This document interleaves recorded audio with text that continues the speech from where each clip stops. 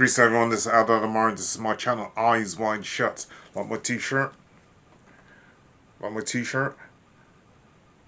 I'll be dropping some merch on my channel coming out quite soon, so watch out for this. These t-shirts. I'll also be dropping some sweatshirts, also some hats, cups, mugs, and also phone cases. I've done part 1 to this video already, and this is part 2, so I'm not going to go back over everything. This video is about the Fabian Society.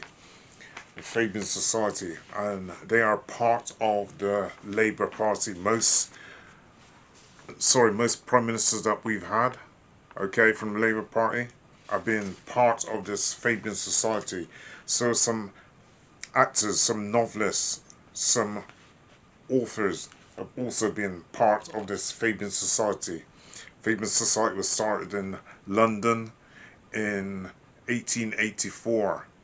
Okay, they have think tanks who work on behalf of the Labour Party. They have think tanks, they have spin doctors and people like technicians who help create their policies. And I'm not going to go back into, as I say, back into what I've done before, only in outline. This is the original logo of the Fabian Society. A wolf and a sheep with a red flag in the background. A wolf and a sheep, okay, with a red flag in the background. That was their original logo, and then he changed it to this one. A tortoise. A tortoise with the words underneath. When I strike hard. When I strike hard. Why did they change from this wolf and a sheep to this, a tortoise? We're going to go into that in a minute. You see, some people thought that this Fabian Society was some kind of insidious and nefarious organization. So because of that, these Fabians, they changed the logo from a sheep and a wolf into a tortoise. You must have heard the saying, a wolf in sheep's clothing. A wolf in sheep's clothing. Something that pretends to be something which is not really. Something that pretends to be something that's not really. I asked co-pilot some questions about the Fabian Society and about some of its members as well, because there's certain people are supposed to be affiliated or members of the Fabian Society, and the current politics and the climates of the politics here in England at the moment, where we're having all this surveillance and we're having so-called digital ID cards coming in soon, and digital money, and the smart cities.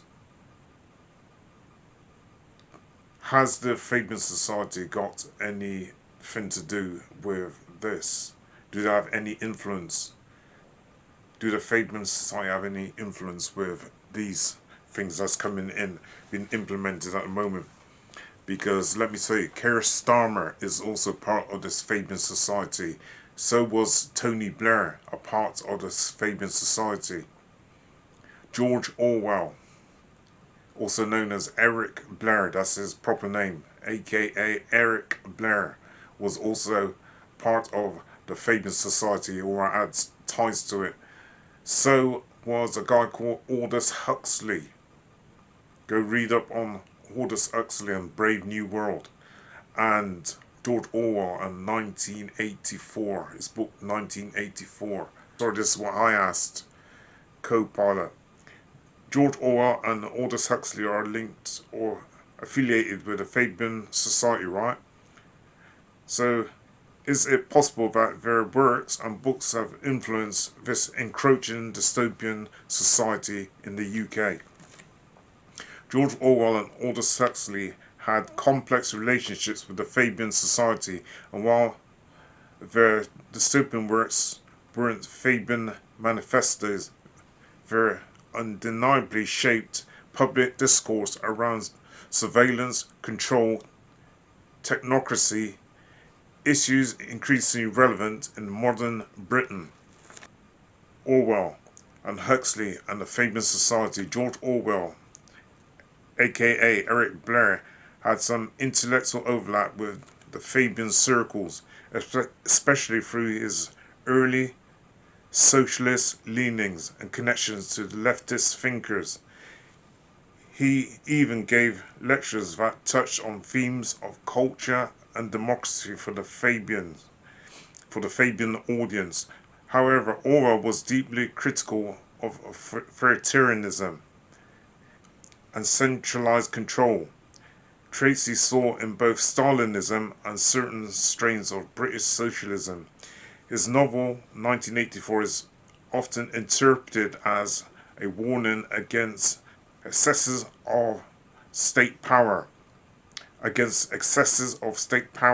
including those that could arise from well-intentioned socialist planning. Aldous Huxley, on the other hand, is rumoured to have been more closely affiliated with the Fabian Society, with some sources claiming he was part of an inner circle. His novel Brave New World critiques a society obsessed with pleasure, conformity, and technocratic control, elements that some critiques associate with Fabian visions of a managed, rational society. Having addressed all of this about Huxley and Orwell, don't you think you find it amusing how Tony Blair and current UK Prime Minister Keir Starmer are advocating for some of the things it appears Orwell and Huxley were against? For example, digital ID cards and surveillance laws. Digital money. You're not alone in spotting the irony. Many critics have pointed out that policies like the digital ID card, surveillance, expansion, and centralized digital currency echo the very dystopian warning Orwell and Huxley laid out.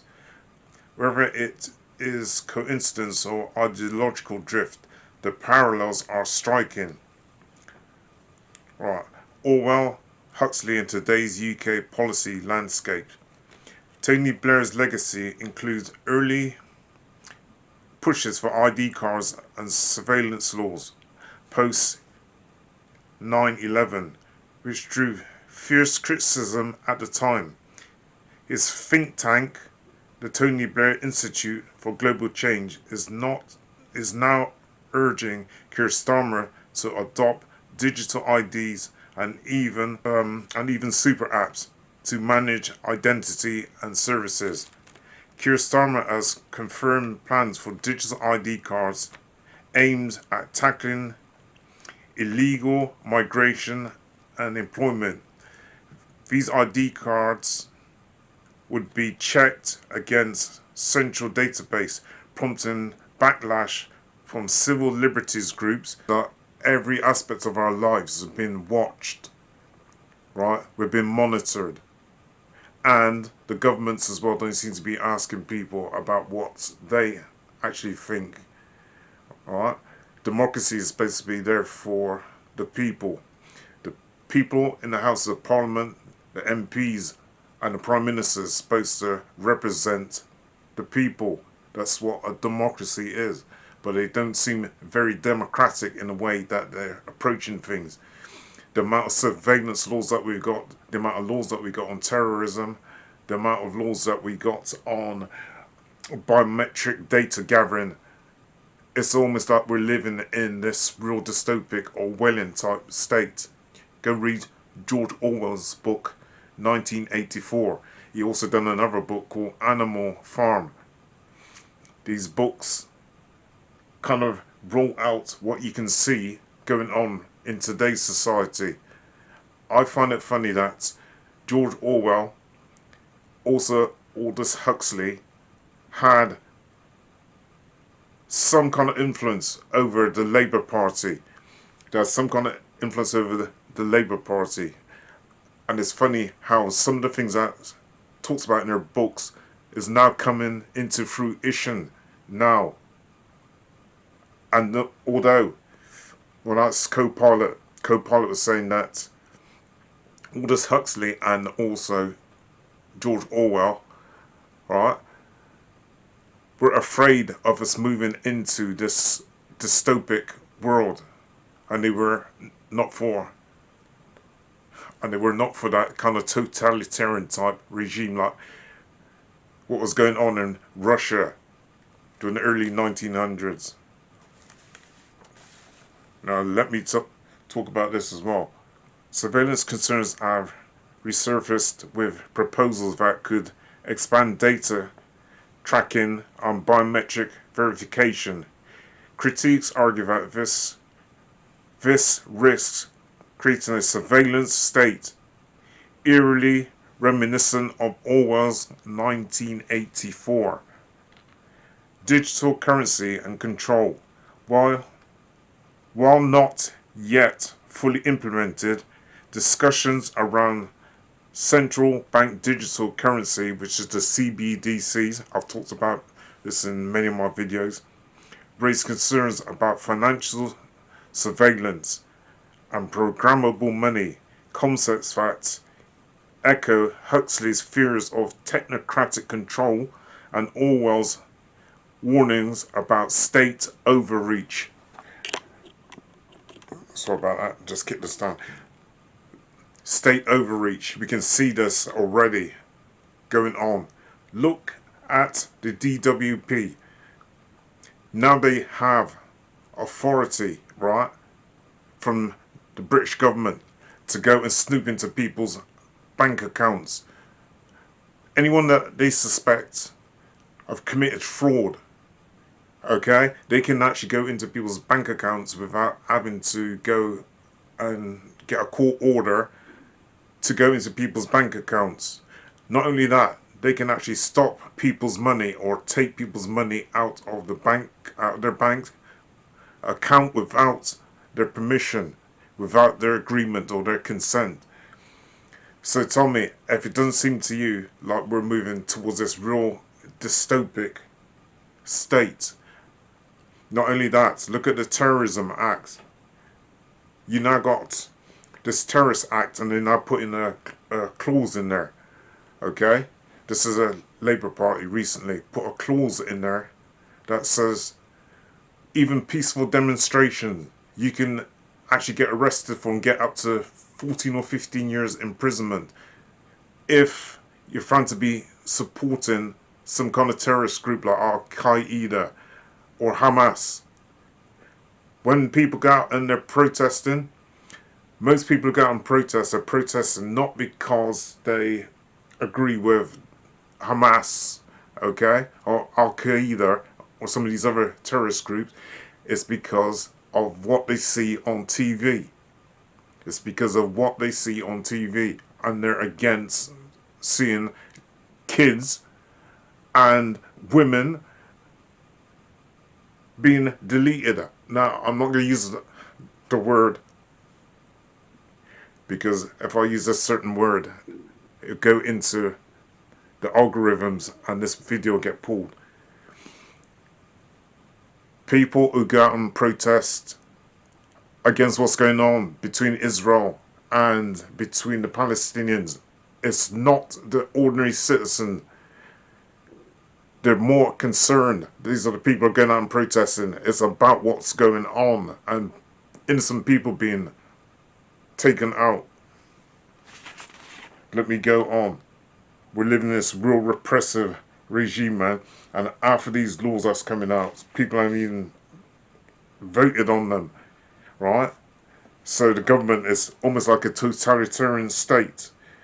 How many laws that come out are people actually voting on? Yeah? There's laws passed every single week in the House of Parliament and the House of Lords. Why is it that the general public don't seem to have knowledge about these things? Is it just irony or something deeper? Some analysts argue that these policies reflect a shift towards technocratic governance where efficiency and control are prioritized over privacy and autonomy. This mirrors Huxley's vision of a society specified by convenience and Orwell's fear of populace monitored into submission. Others suggest it's not a conspiracy but a failure to heed literary warnings.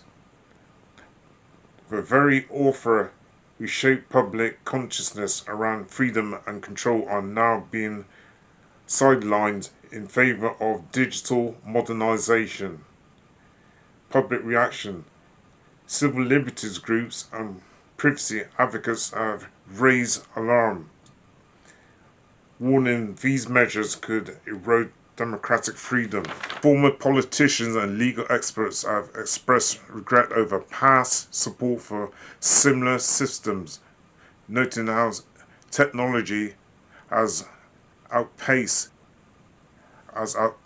ethical safeguards. So let me bypass that bit.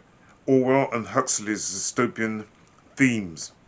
George Orwell, 1984, surveillance, censorship, authoritarian control, manipulation of truth. Aldous Huxley, Brave New World. Technocracy, pleasure-based control, loss of individuality, engineered conformity. Right, Fabian influence. Advocated gradual socialism through policy and education.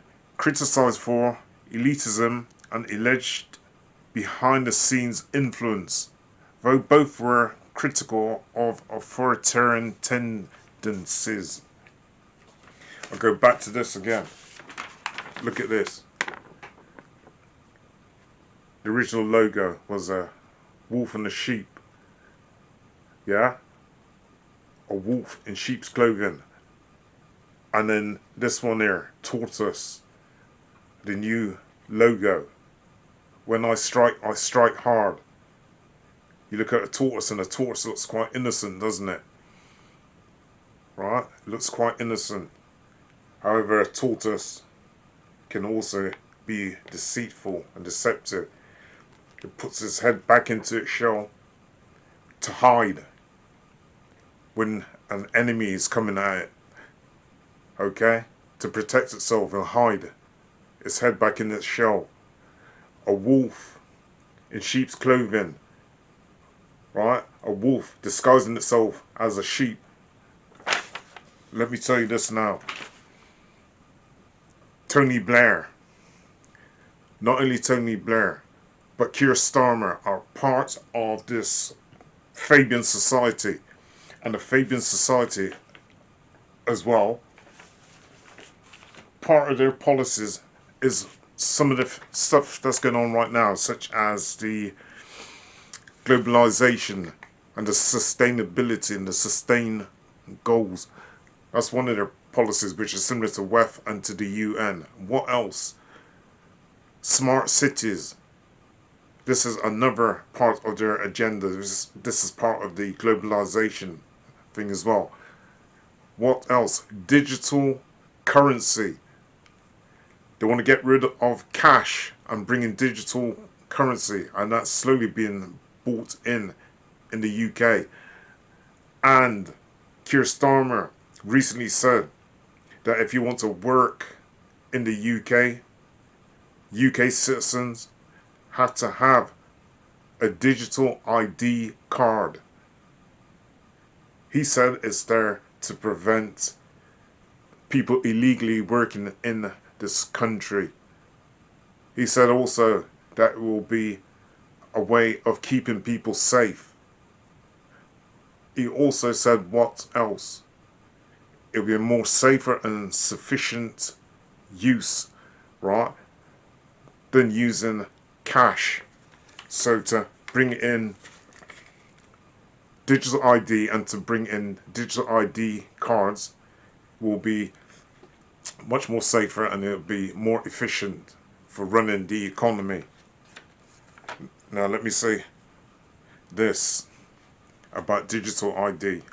Number one, it's a quick form of transferring money. Number two, efficiency, saves on time and energy or going to a bank or to an ATM, okay, in order to get out money. So it's going to physically save you on time and energy. Number 3, your information and your data will be all in one place.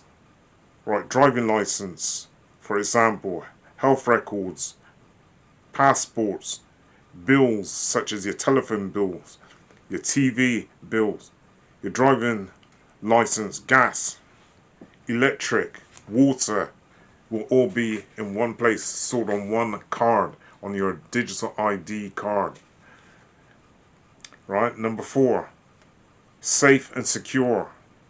So it'll protect you against things such as robbery. So if you're carrying around money physically, right, there's a good chance that you could be robbed.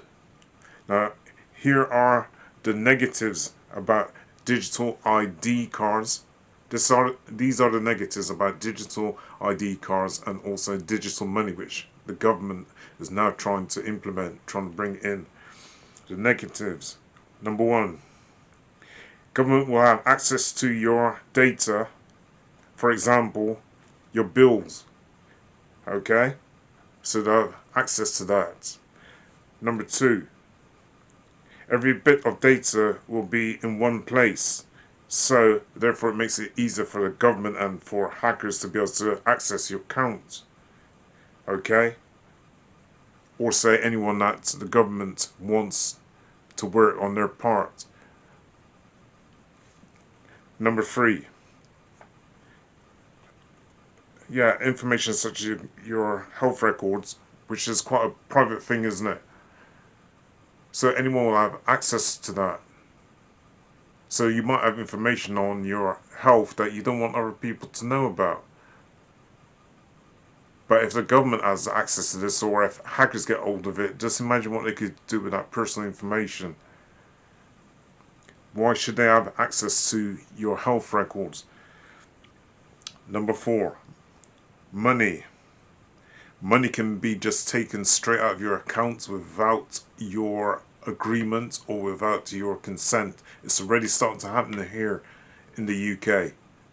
Right, the DWP, that's the Department for Work and Pensions, can go straight into your bank account, snoop in there, have a look, see if you're doing anything illegal, right, with your money, see if you're committing any kind of fraud, and then stop your money or even take money out of your account without your consent, without your knowledge, without you knowing about it.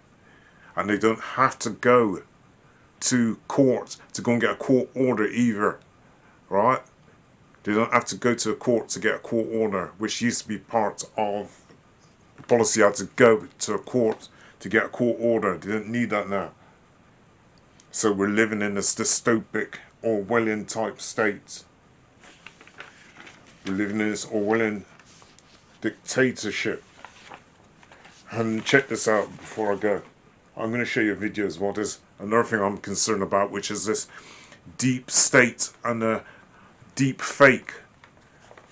I was watching a video the other day on Tupac. Actually, I found a couple of videos on Tupac. And these videos, that Tupac from the 1980s, now they updated the videos. Like, so you got Tupac, almost like he's still alive now. Alright?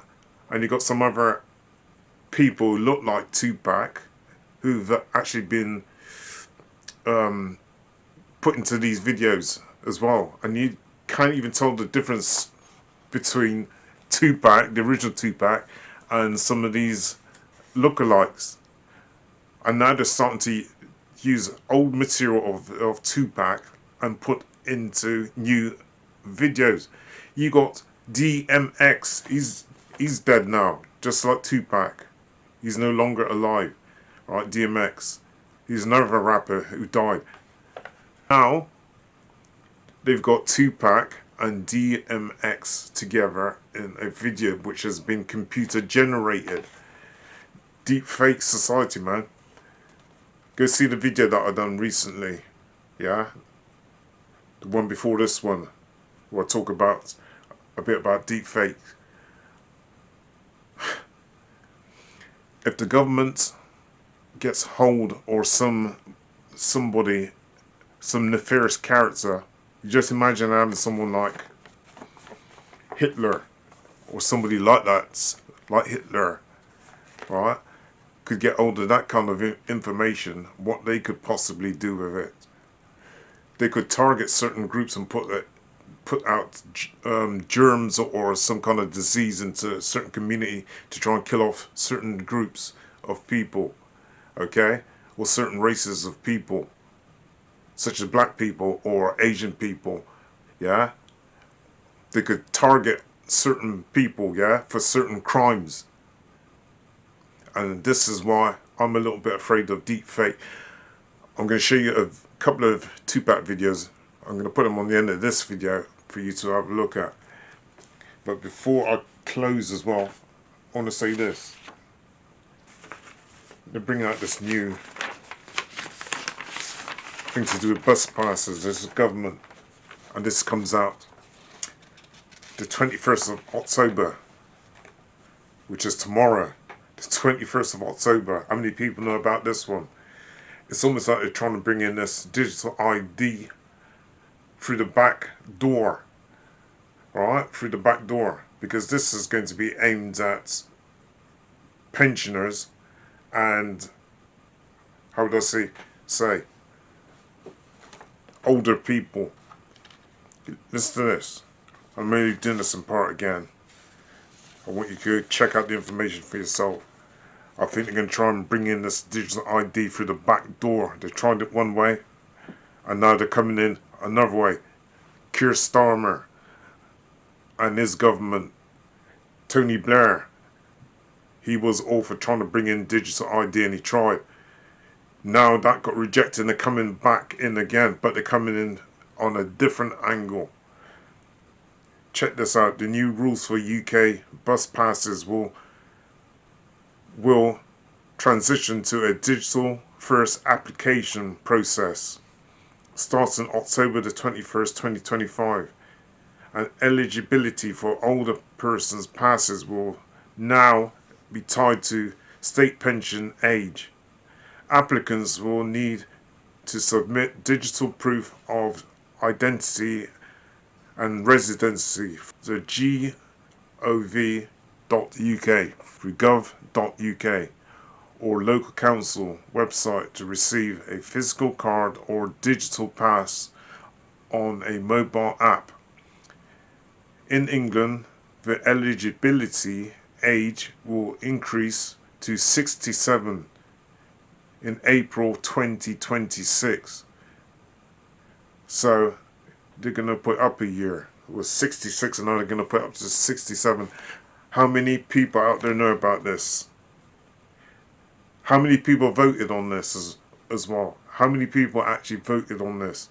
So I'll say about the government, they're not listening to the people. It's like they got their own agenda, right? They're following the agenda of the elite. They're the ones who's telling them to do all this. Okay? They're the ones who's telling them to do all this. Digital applications. After after October the 21st, 2025, all applications will be processed online. You will need to upload a digital document like a photo, proof of address, utility bill or council tax notice, and photo ID, passport or driving license. Digital pass. Your pass will be instantly activated on a mobile app if you choose the digital option. But digital option for now, until when things start to go digital, you ain't got an idea. You're not going to have the choice. Physical card. If you prefer a physical card, it will be delivered by post within 10 working days of approval. And it goes on, and there's much more here. Okay? It goes on, there's much more. How to apply for a bus pass after October the 21st, 2025. Go to government.uk go to gov.uk. Go to gov.uk, okay, in order to apply for this. That's online. As I say, I put out loads of videos, people, try and help people. Loads and loads of videos, and I've not asked for nothing. So I'm asking people nicely, please make some donation towards this channel. I won't be on air for about 10 to 12 days. Some people are lucky enough to have people to help them out on their channel, but me, I'm doing everything on my own. So I'm doing the editing on my own, shooting a video on my own, doing the background work on my own, doing the research on my own, okay, and a whole heap of other things that you don't see that go into making and recording videos. And I've not asked anybody for anything, right? I'll be dropping some merch that will also help me if you will buy my merch, such as my t-shirts and caps and hats and sweatshirts will be coming out soon. Anyway, they tried to bury us like weeds, but like weeds, we just keep coming back.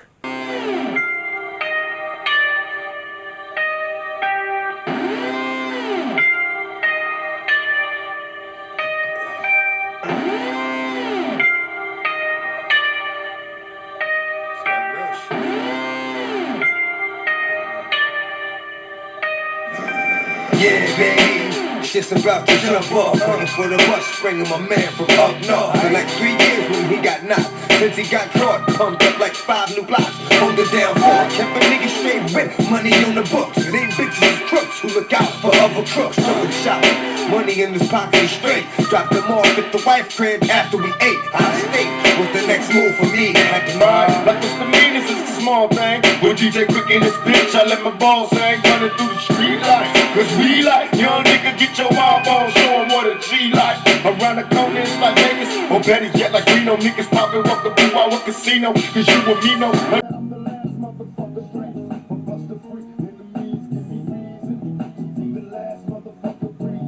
Okay, round 2. If you can see, I hope to finish this talk show one day. Will the fake Morgan Freeman please stand up? I am not Morgan Freeman, and what you see is not real.